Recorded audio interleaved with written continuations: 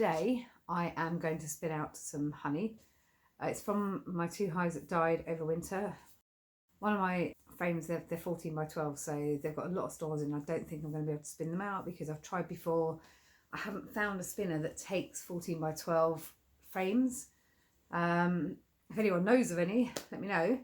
I have got a full super though full of honey, and I do need to get that spun out because it's in someone's kitchen at the minute and dripping all over the floor probably. I bashed it a little bit in the car. I've got to go do that. I've got an electric spinner now. The most important tools in my book is a good knife. I have got an uncapping tool. I sometimes use that.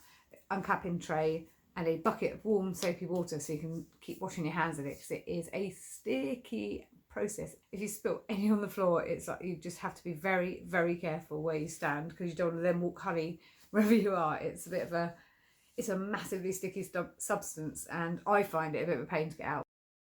The main purpose of getting this honey off is I can pay the farm. It's not something I would do for a profit, basically, because bees need the honey. I think it's a good medicine for them for a start. Interestingly, half my hives are 14 by 12s, and if I have a super on top, they need to have 36 kilograms of honey pretty much for winter. So that's why I leave the honey on for them. And I just think if there's excess left over at the end of winter, then I can take it off. But otherwise, I would rather keep it on for the bees. If the temperatures really drop, or like weather like at the minute, I mean, they need those stores in their hives because they'll die without them. The thing is, the hive needs to be kept at 34 degrees, roughly, because they've got babies in there and they've got eggs in there and they're trying to hatch all through winter. So if there's a rubbish day or whatever, they've got more baby males to feed and more bees to feed, and they need to keep that temperature up at 34 degrees, roughly. So they shiver their flight muscles in a cluster to try and keep the hive, or keep the actual baby bees warm. So there's a lot of reasons that the bees need the honey rather than me. I just don't think it's a good idea to take the honey off the bees, just in my personal opinion, when it's their source of like food and health, because it's got all the microbacteria in it which literally are really good for them, for their own gut biome. That's why they produce it. They're not producing it for us. It's not. I think people think they produce it for human beings, but it isn't. So yeah, I tend to leave the honey on the hives, and if there's excess, it needs to be moved out. And because it's generally I lift a honey super off if I've got more than 2 honey supers on top of a hive, and I'm going to put another one on. I'll take one off, because for me, because I'm little and it gets heavy when I'm doing an inspection, I don't want to be having to hoik loads of supers off. They weigh a lot. So that's why I've got free flow hives as well. We'll see how they go this year. So once I finish spinning out the honey from the super, I'll then put the super frames on top of another hive and they can clean it all out. The brood frames might be a bit trickier.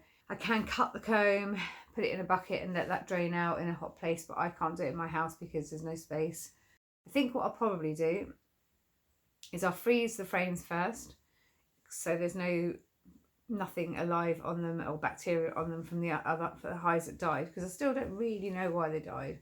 That's what I'm doing today.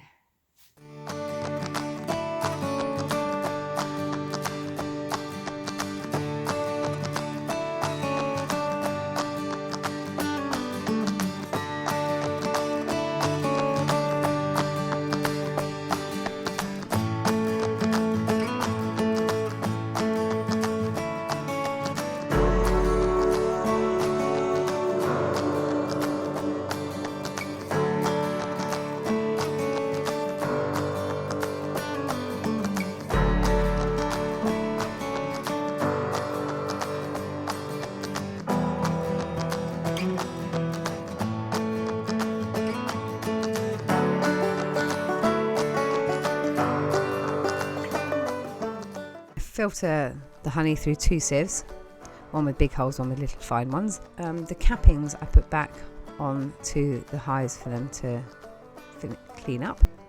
I found that I had to cut the big brood frames, the 14 by 12s, because I couldn't put them in my spinner, and I ended up cutting out quite a lot of ivy honey from the frames. And what we'll do is we leave them in a bowl in a warm place and I cut them into lots of little bits and leave them to drain through in another room, another warm room. You can get a press for them and things like that, but this is how we're doing it at the minute.